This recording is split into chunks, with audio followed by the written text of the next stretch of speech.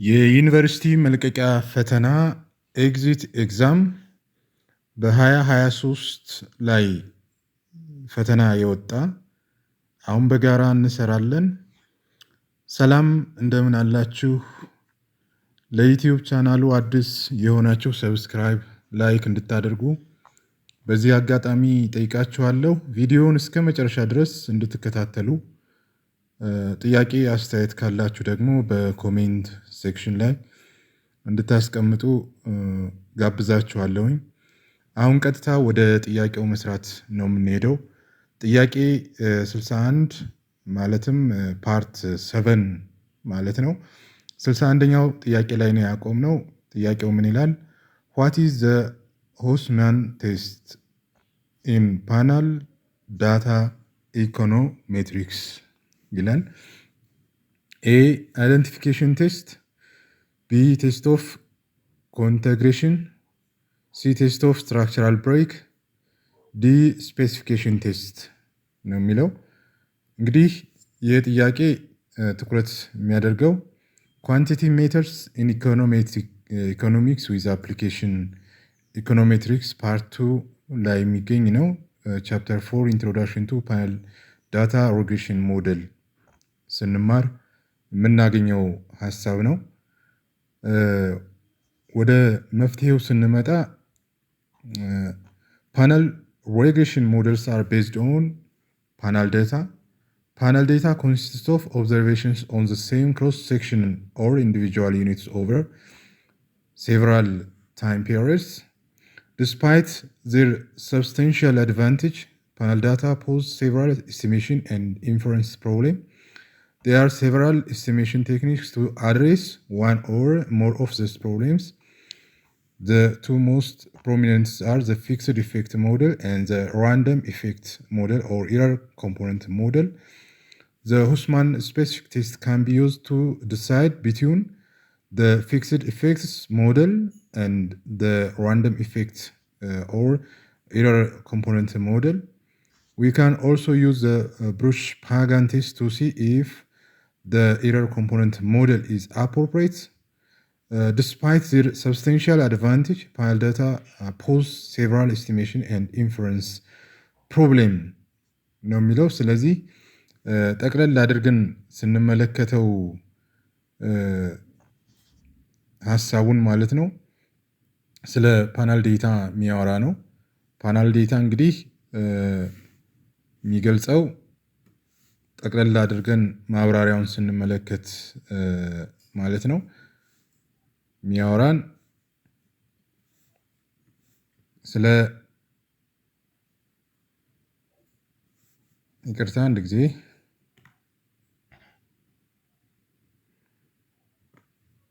ፓናል ዴታ ትንተና ላይ ነው የሚያወራው። ስለ ፓናል ዴታ ትንተና ወቅት የትኛው ሞዴል መጠቀም እንዳለብን ለመወሰን ሁለት ዋና ዋና ፈተናዎች ወይም ቴስት እንጠቀማለን። አንደኛው የሁስማን ስፔሲፊኬሽን ቴስት የምንለው ነው። ይህ በምርመራ በፊክስድ ኢፌክት እና በራንደም ኢፌክት መካከል ለመምረጥ የሚያገለግል ዋነኛ መንገድ ነው። ዓላማው እንግዲህ የሁስማን ስፔሲፊኬሽን ቴስት በሞዴል ውስጥ ያሉትን ገላጭ ተለዋዋጮች ኤክስፕላናቶሪ ቫሪያብልስ ከስህተት ክፍሉ ወይም ኢረር ተርም ኦብዘርቭድ ኢፌክት ጋር ያላቸውን ዝምድና የሚመረምር ነው። ለውሳኔ የሚያደርሰው የምርመራ ውጤት ወይም ፒ ቫሊዩ ከ0.05 በታች ከሆነ ሲግኒፊካንት ከሆነ ማለት ነው ፊክስድ ኢፌክት ተመራጭ ይሆናል። የምርመራ ውጤቱ ከ0.05 በላይ ከሆነ ራንደም ኢፌክት ደግሞ መጠቀም እንደሚቻል ያስረዳል ማለት ነው። ሁለተኛ ብሩሽ-ፓጋንት ቴስት ነው። ይሄ ደግሞ የራንደም ኢፌክት ሞዴል ከመደበኛው የፑልድ ኦኤልኤስ ትንተና የተሻለ መሆኑን ለማረጋገጥ ይጠቅማል። በግለሰቦች ዩኒትስ መካከል ያለውን ልዩነት ወይም ቫሪያንስ ግምት ውስጥ በማስገባት አስፈላጊ መሆኑን ለማወቅ ይረዳል ማለት ነው። የብሩሽ-ፓጋን ቴስት ማለት ነው። እንግዲህ በዩኒትስ መካከል ያለውን ልዩነት መኖር ከተረጋገጠ ራንደም ኢፌክት ሞዴል ከፑልድ ኦኤልኤስ ይልቅ ተመራጭ ይሆናል ማለት ነው። ስለዚህ ትክክለኛው መልስ የሚሆነው ዲ ስፔሲፊኬሽን ቴስት የሚለው ትክክለኛ መልስ ይሆናል ማለት ነው። አዲሽናል እዚህ ጋር የምንመለከተው የሁስማን ቴስት ፎር ዘ ስታቲስቲካል ሲግኒፊካንስ ኦፍ ዲፈረንስ ቢትዊን the coefficient estimates obtained by the fixed effect and the random effect under the null hypothesis that the null hypothesis the random effect estimates are efficient and consistent and the fixed effect estimates are inefficient. The test has a wild test form and is usually reported in chi-square form with k1 degrees of freedom. K is the number of regressors. If W is less than critical values than random effect is the preferred estimator ነው የሚለው። ጠቅላላ አድርገን ትርጉሙን ስንመለከት ማለት ነው የሆስማን ቴስት የውሳኔ አሰጣጥ መርህን ስንመለከት የቴስቱ ዋና ዓላማ በፊክስድ ኢፌክት እና በራንደም ኢፌክት ኮፊሸንት መካከል ያለውን ልዩነት በቂ ወይም ጎልቶ የሚታይ ስታቲስቲካል ሲግኒፊካንት መሆኑን ማረጋገጥ ነው። የሃይፖቴሲስ አቀራረቡን ስንመለከት ነል ሃይፖቴሲስ የምንለው አለ ኤች ኖት ማለት ነው። በሁለቱ ሞዴሎች መካከል ያለው ስልታዊ ወይም ሲስተሚክ አይደለም። በፊክስድ ኢፌክት እና በራንደም ኢፌክት በራንደም ኢፌክት ሞዴል ውጤታማ ወይም ኤፊሽንት እና ወጥ ወይም ኮንሲስተንት ነው ተብሎ ይታሰባል። ኦልተርኔቲቭ ሃይፖቴሲስ ወይም ደግሞ ኤች ዋን ልንለው እንችላለን። በሁለቱ ሞዴሎች መካከል ያለው ልዩነት ስልታዊ ነው የሚል ነው። ይሄ በዚህን ጊዜ ፊክስድ ኢፌክት ሞዴል ተመራጭ ይሆናል። ምክንያቱም ራንደም ኢፌክት በዚህ ወቅት ወጥ ወይም ኮንሲስተንስ አይሆንም ስለሚባል ማለት ነው። እንግዲህ የሂሳብ ቀመሩ ወይም ቴስት ስታቲስቲክስ ስንመለከት የሃውስማን ቴስት ዋሊድ ቴስት ቅርጽ ያለው ሲሆን ውጤቱም በካይ ስኩዌር የሚገለጽ እንደሆነ ዲግሪ ኦፍ ፍሪደም ገለልተኛ ተለዋዋጭ ብዛት ልንለው እንችላለን። እንግዲህ የዋይልድ ቴስት ወይም ደብሊው ኢዝ ሌስ ዛን ክሪቲካል ቫሊዩ ከሆነ ኤች ኖት ውድቅ አይደረግም። ስለዚህ ራንደም ኢፌክት ተመራጭ ይሆናል ወይም ኢስቲሜተር ይሆናል ማለት ነው። ዋይልድ ቴስት ደግሞ ከክሪቲካል ቫሊዩ የበለጠ ከሆነ ወይም ፒ ቫሊዩ ከ0.05 ካነሰ ማለት ነው ኤች ኖት ውድቅ ይደረግና በዚህን ጊዜ ፊክስድ ኢፌክት የግድ ጥቅም ላይ መዋል አለበት ማለት ነው። ስለዚህ ይህንን ነው የምናየው እዚህ ጋር ማለት ነው። ወደ ሌላኛው ጥያቄ ስንሄድ ኩዌስችን 62 ነው የሚሆነው። ዋት ኢዝ ዘ ኤክስቼንጅ ሬት ፖሊሲ ኦፍ ኢትዮጵያ? ኤ ማኔጅድ ፍሎቲንግ ሲስተም፣ ቢ ፍሎቲንግ ኤክስቼንጅ ሲስተም፣ ሲ ፊክስድ ኤክስቼንጅ ሬት ሲስተም፣ ዲ ፔግድ ኤክስቼንጅ ሬት ሲስተም የሚል ጥያቄ ነው የተጠየቃችሁት። ቴማቲክ ኤሪያው ቤዚክ ማክሮ ኢኮኖሚክስ፣ ስለ ሞኔተሪ ኢኮኖሚክስ ስንማር የምናገኘው ሀሳብ ነው። ሞኔተሪ ፖሊሲ ኢትዮጵያ ስናጠና በቀላሉ ይህን ጥያቄ መመለስ እንችላለን። ሶሉሽን እዚህ ጋር እንግዲህ ምንድነው? the fixed exchange rate is the rate which is officially fixed or pegged in terms of gold or any other currency by the government and adjusted only infrequently. Means that the fixed exchange rate the other name is pegged exchange rate. Then the other is the floating exchange rate. The rate which is determined by the force of supply and demand in the foreign exchange market. There is no official government intervention in here.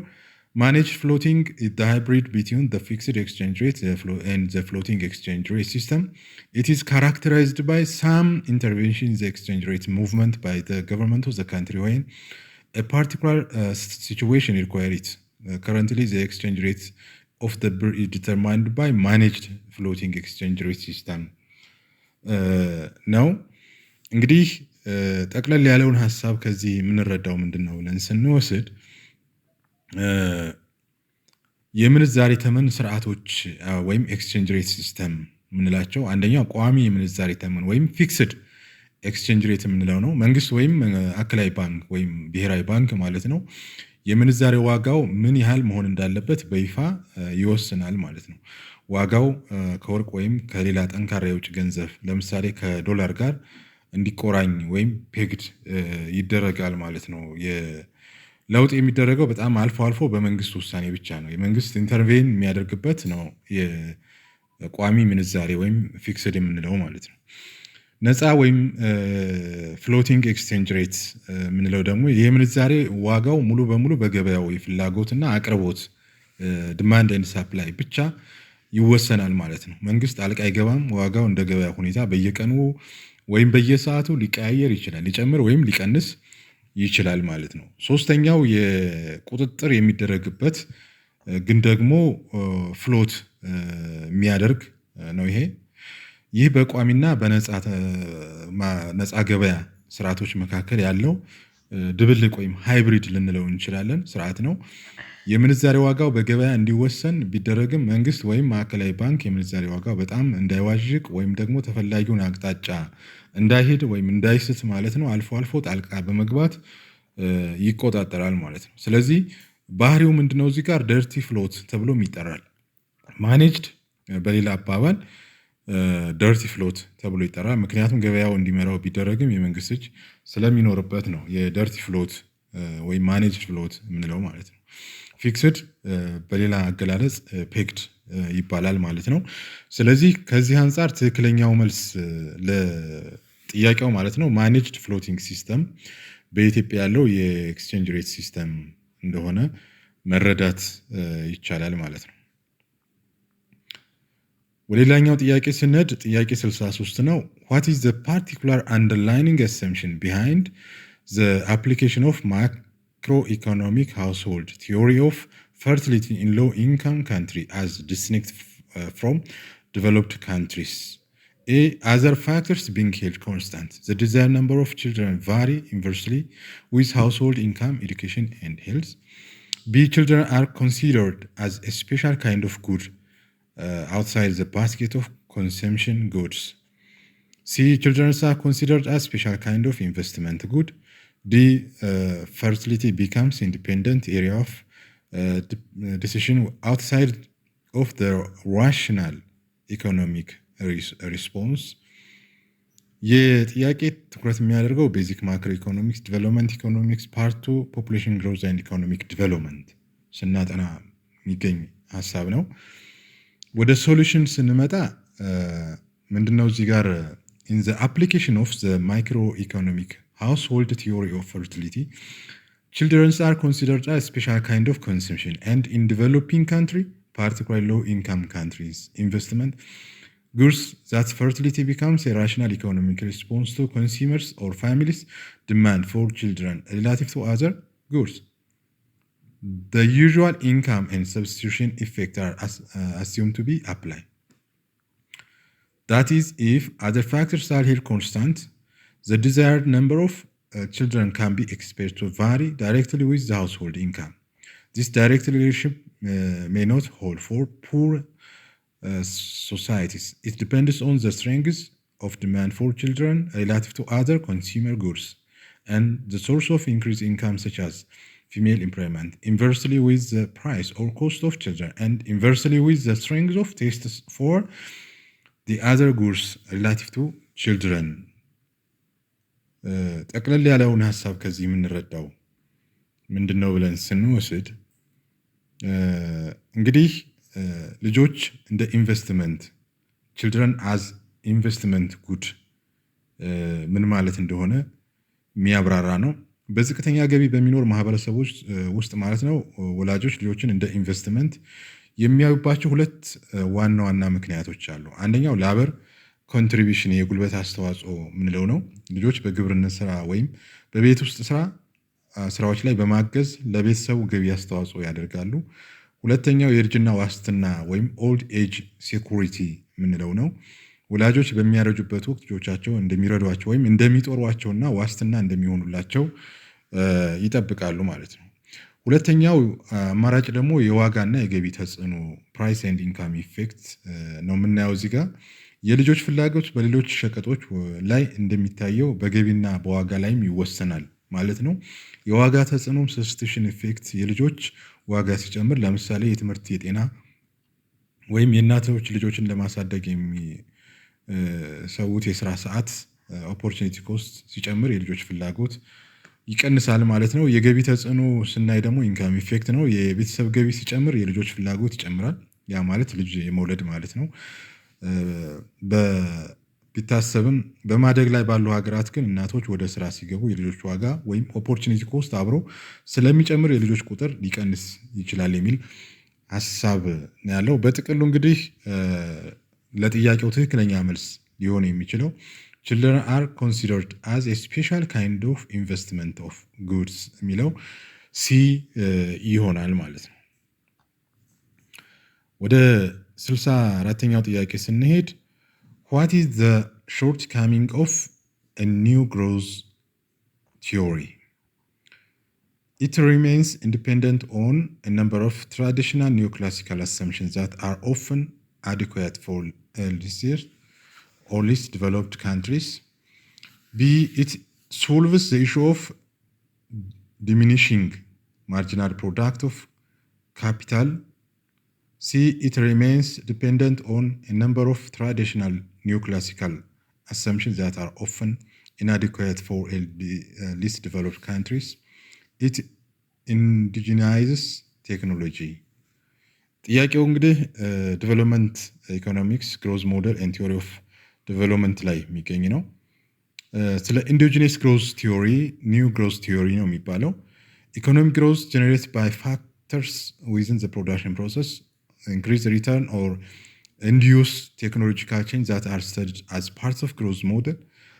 An important shortcoming of the new growth theory is that remain dependent on a number of traditional neoclassical assumptions that are often inappropriate for developing country. For example, it assumes that there is but a single sector of production or that all sectors are symmetrical. That does not permit the crucial growing generation reallocation of labor and capital among the sectors that are transformed during the process of structural change. Moreover, economic growth in developed countries is frequently impeded by inefficiencies arising from poor infrastructure and inadequate institutional structure and imperfect capital and good market. Because endogenous growth theory overlooks this very influential factors, it's applicable for the study of economic development is limited, especially when country to country comparison are ኢንቮልቭድ። ጠቅለል ያለውን ሀሳብ ከዚህ የምንወስደው ምንድን ነው? ስለ ኢንዶጂኒየስ ኦር ኒው ግሮዝ የምንለው ቲዮሪ ማለት ነው። የዚህ ቲዮሪ መሰረት እንግዲህ ስሎ ስዋን ሞዴል ነው። ሞዴሉ የቴክኖሎጂ እድገት ከውጭ እንደሚመጣ ኤግዞጂኔስ አድርጎ ከመመልከት ይልቅ የቲዮሪ ኢኮኖሚ እድገት የሚመጣው በውስጣዊ ምክንያቶች እንደሆነ ያስረዳል ማለት ነው። በትምህርት ስልጠና የሚገኝ የሰው ኃይል ጥራት ሂውማን ካፒታል የምንለው የምርምርና ልማት ሪሰርች ኤንድ ዲቨሎፕመንት ውጤት የሆነው ቴክኖሎጂ ፈጠራ መጠነ ሰፊ ምርት ኦር ኢንክሪዚንግ ሪተርን ቱ ስኬል የሚያይ ነው። ሁለተኛው የታዳ ሀገራት ወይም ሊስት ዲቨሎፕድ ካንትሪስ የምንላቸው ተጨባጭ ሁኔታውን የቲዮሪው ድክመት የሚያሳየው ምንድን ነው? የሴክተሮች መመሳሰል ወይም ሲሜትሪ እንለዋለን። ቲዮሪው ኢኮኖሚው አንድ ወጥ እንደሆነ ያስባል። ነገር ግን እንደ ኢትዮጵያ ባሉ ሀገራት የኢኮኖሚ መዋቅራዊ ሽግግር ወይም ስትራክቸራል ቼንጅ የሚመጣው ከግብርና ወደ ኢንዱስትሪ በሚደረግ የሀብትና የሰራተኛ ሽግግር ነው ብሎ የሚወስድ ነው። ደካማ ተቋማዊ ቁጥጥር ወይም መዋቅር ኢንስቲቱሽናል ፌለርስ ደግሞ ቲዮሪው ገበያው በትክክል ይሰራ ብሎ ያስባል። በተግባር ግን በታዳጊ ሀገራት የካፒታል ገበያ ለመዳበር የመሰረተ ልማት እጥረትና የቢሮክራሲ ችግሮች እድገትን ያቀዘቅዛል ብሎ የሚያይ ነው። ስለዚህ የኒዮ ክላሲካል ግምቶች ወይም ኒዮ ክላሲካል አሰምሽን የምንለው ሞዴሉ አሁንም ቢሆን የዳበረ የገበያ ስርዓት ባለባቸው ሀገራት ላይ የሚታይ ግምቶች ስለሚጠቅም ለደሃ ሀገራት ልዩ ሁኔታ ቦታ አይሰጥም፣ በልዩ ሁኔታ ማለት ነው። የኢንዶጂኒየስ ኦር ኒው ግሮዝ ሞዴል የምንለው ማለት ነው። ስለዚህ ትክክለኛው ለዚህ መልስ See, now it remains dependent on a number of traditional neoclassical assumptions that are often inappropriate for least developing countries የሚለው እጅግ ትክክለኛ መልስ ይሆናል ማለት ነው። ሌላ ጥያቄ የምናየው እዚህ ጋር ጥያቄ 65 ነው። what type of data can be used to study the income of 2000 Ethiopian rural household from 2000 to 2022? A panel data ነው። B time series data ነው። C cross sectional data ነው። correctional D pooled panel data ነው የሚለው ኢኮኖሜትሪክስ ፓርት 1 ኢንትሮዳክሽን ስንማር የምናገኘው ነው። ኳንቲቴቲቭ ሜትሪክስ ኢን ኢኮኖሚክስ ዊዝ አፕሊኬሽን ምናየው ማለት ነው። እንግዲህ ታይም ሲሪየስ ዳታ ምንለው ምንድን ነው? ክሮስ ሴክሽናል ዳታ፣ ፑል ዳታ እነዚህ ምንድን ነው የሚለውን አንደኛቸውን ከሌላኛው ለመለየት በሚያስችል መንገድ ተቀምጧል። ታይም ሲሪየስ is a set of observation on the value that the variable takes at a different time. Cross-section data are data on one or more variables collected at the same point in time. Pooled cross-section or combined data, elements of both time series and cross-section data. Then this is a panel longitudinal or micro panel data. This is a type of pooled data in which the same cross-section unit, say a family or a firm, is surveyed over time የሚል ነው። ጠቅለል ያለውን ስንመለከት እንግዲህ እዚህ ጋር ታይም ሲሪየስ ዳታ አንድን ተለዋዋጭ ወይም ቫሪያብል በተለያየ ጊዜ ነጥቦች ላይ ስንለካ የሚገኝ ዳታ ማለት ነው። ለምሳሌ የኢትዮጵያ ዓመታዊ የጂዲፒ እድገት ከ1990 እስከ 2015 ዓመተ ምህረት ልንል እንችላለን። በአንድ አካል ላይ በጊዜ ሂደት የሚመጣ ለውጥ ለማጥናት ማለት ነው። ክሮስ ሴክሽናል ዳታ የምንለው በአንድ የተወሰነ ጊዜ ነጥብ ላይ ስለ ብዙ አካላት የሚሰበሰብ ዳታ ነው። ለምሳሌ በ2016 ዓመተ ምህረት የ500 ኢትዮጵያውያን ገበሬዎች የዓመታዊ ገቢዎችን የምንመለከት ከሆነ ክሮስ ሴክሽን ዳታ ነው። በአንድ ወቅት በተለያዩ አካላት መካከል ያለውን ልዩነት ለመመልከት እንጠቀምበታለን። ፑል ኦር ኮምባይንድ የምንለው ደግሞ የሁለቱ ድብልቅ ነው። የተለያዩ አካላት በተለያዩ ጊዜያት መለካት ያካትታል። ነገር ግን በእያንዳንዱ የጊዜ ነጥብ ላይ የሚመለከት አካላት የግድ ተመሳሳይ መሆን የለባቸውም። ለምሳሌ በ2014 የተወሰኑ 100 ቤተሰቦችን መጠየቅ ከዚያም በ2016 ደግሞ አዳዲስ 100 ቤተሰቦችን መጠየቅ ሊሆን ይችላል ማለት ነው። ሎንጊቱዲናል ዳታ የምንለው ደግሞ የፑል ዳታ ልዩ አይነት ሆኖ ሴም ዩኒት በተከታታይ የጊዜ ነጥቦች ላይ መለካትን ይወስዳል። ስለዚህ ለጥያቄው ትክክለኛ መልስ ሊሆን የሚችለው ኤ ነው፣ ፓናል ዳታ የሚለው ማለት ነው። እንግዲህ እዚህ እንደምናየው ይሄ የምናየው አሁን the four type of data I have provided an example for each type of below ነው። ክሮስ ሴክሽን ዳታ አለ፣ እዚህ ታይም ሲሪየስ ዳታ አለ፣ እንደዚሁም ደግሞ ፑል ክሮስ ሴክሽን ዳታ አለ። በመጨረሻ 2 years ፓናል ዴታ ሴት የሚመለከት ነው ማለት ነው። ጥያቄ 66 ደግሞ ጥያቄው ምንድነው?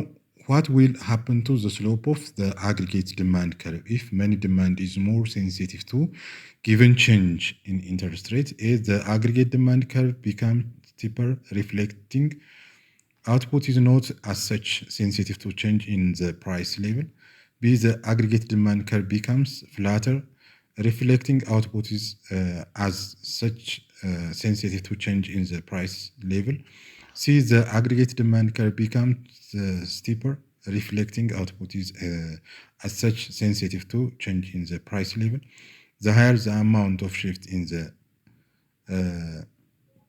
LM curve, liquidity money curve, due to change in the monetary policy.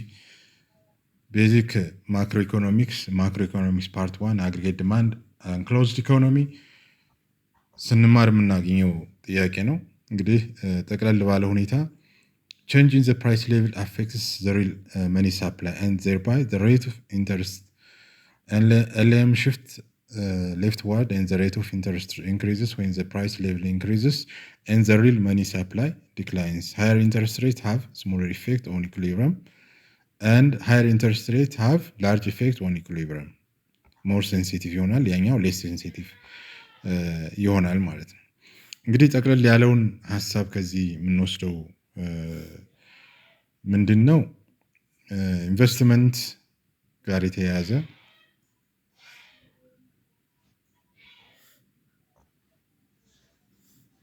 ትክክለኛው ሌም ከርቭ ጋር የተያያዘ ነው።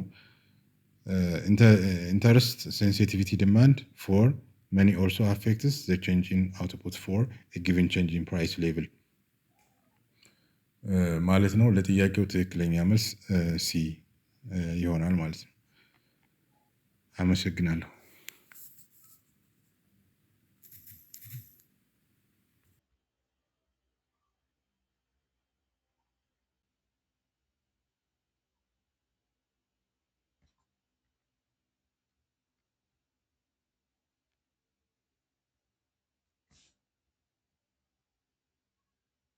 ጥያቄ 67 ላይ ደርሰናል። What you call the following type model of non-stationary process?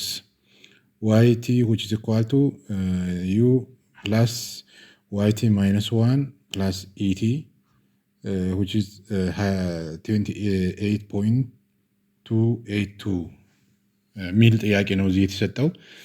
A random walk model with drift, B random walk model with constant variance, C random walk model with constant auto covariance, D random walk model trend. Economics part 2, introduction to basic regression analysis with time series data ላይ ስንማር የምናገኘው ነው። መፍትሄው ምንድነው? In econometrics, although our interest is in stationary time series, one of often encounters non-stationary time series, the classic example being the random walk model. ራንደም ወርክ ሞዴል እንግዲህ ኮንሲደር የምናደርገው የሚከተለውን ሞዴል ማለት ነው። where ut is white nose error term and t is time measured chronologically እዚህ ጋር በቀላሉ ማየት እንችላለን።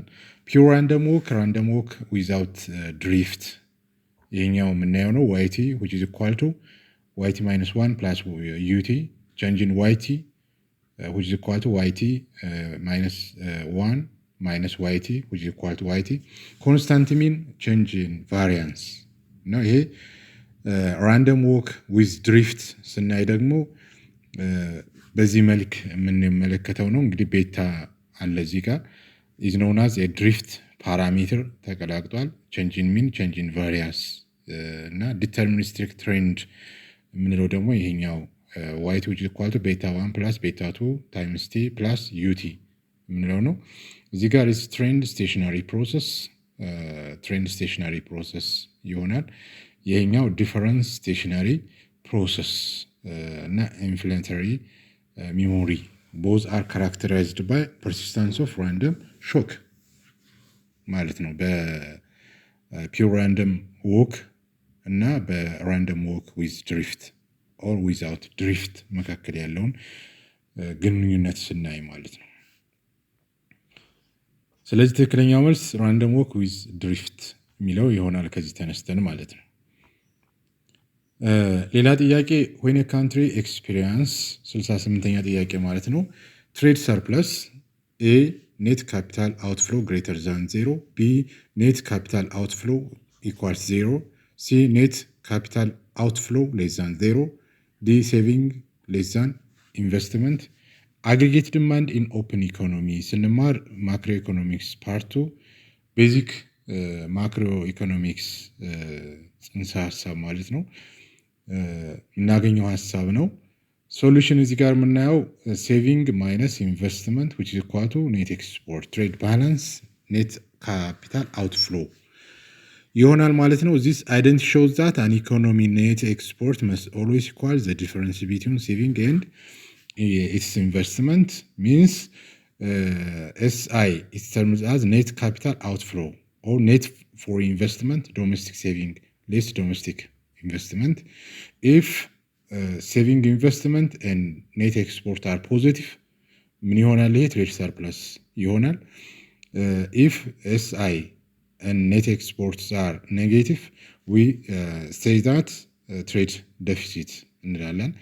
if saving and investment and net exports are exactly zero, we are said to have be balance trade እንለዋለን ማለት ነው።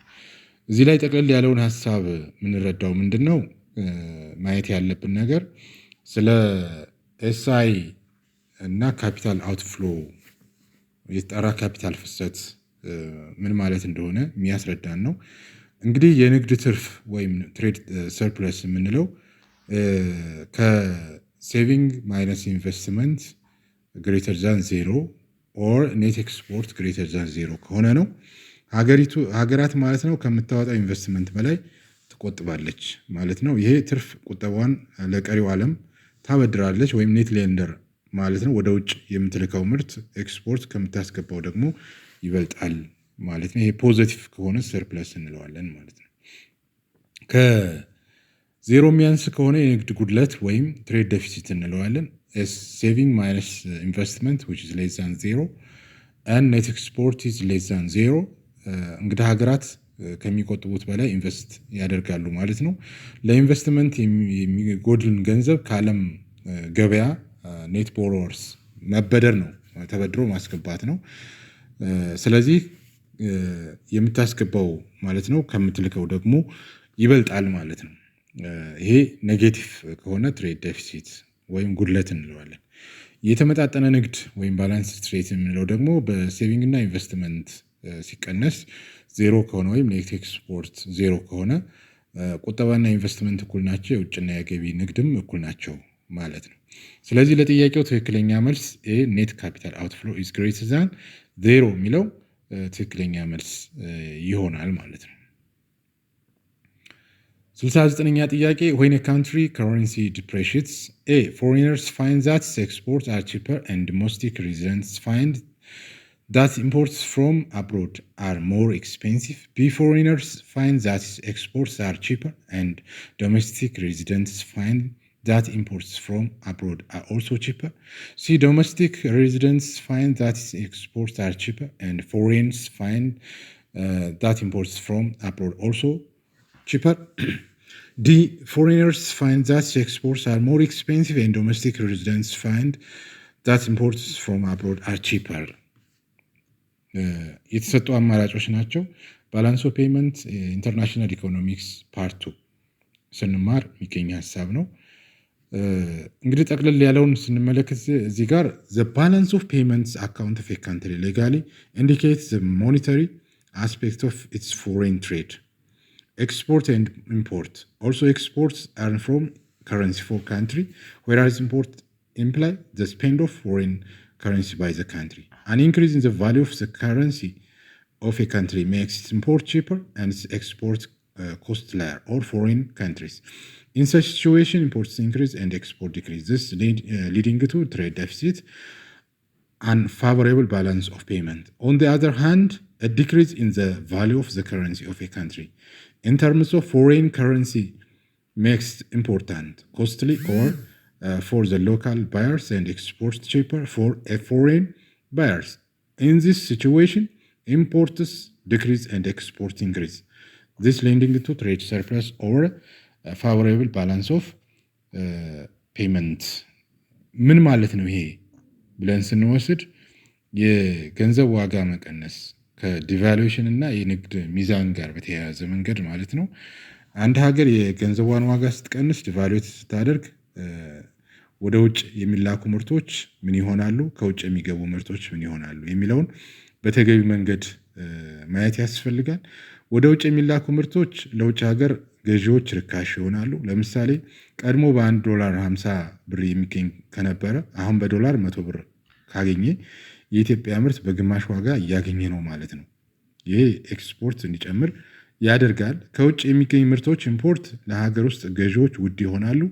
አንድን ዕቃ $1 ለመግዛት ቀድሞ 50 ብር የነበረው አሁን 100 ብር ሲሆን ሰዎች ከውጭ ማዘዝ ያቆማል። ይህም ኢምፖርት እንዲቀንስ ያደርጋል ማለት ነው። ስለዚህ እዚህ ጋር ትክክለኛው ስናይ የውጭ ሀገር ዜጎች ፎሬነርስ ሀገሪቱ የሚላከው ምርት ኤክስፖርት ርካሽ ይሆንላቸዋል። የሀገር ውስጥ ነዋሪዎች ደግሞ ከውጭ የሚገቡ ምርቶች ውድ ይሆኑባቸዋል ማለት ነው። ስለዚህ ትክክለኛው መልስ ሊሆን የሚችለው ሲ ነው ማለት ነው። ሲ ትክክለኛ መልስ ይሆናል ማለት ነው።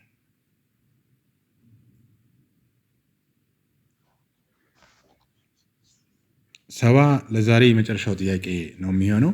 when comparing alternative projects, a project whose net present value greater than the discount rate should be selected. B, net present value ratio is used. C, specific discounting rate and period for each project. D, net present value is computed by the ratio of present value of investment in net present value. ፕሮጀክት ስናጠና ፕሮጀክት አናላይዝ ስናጠና የሚገኝ ጥያቄ ነው።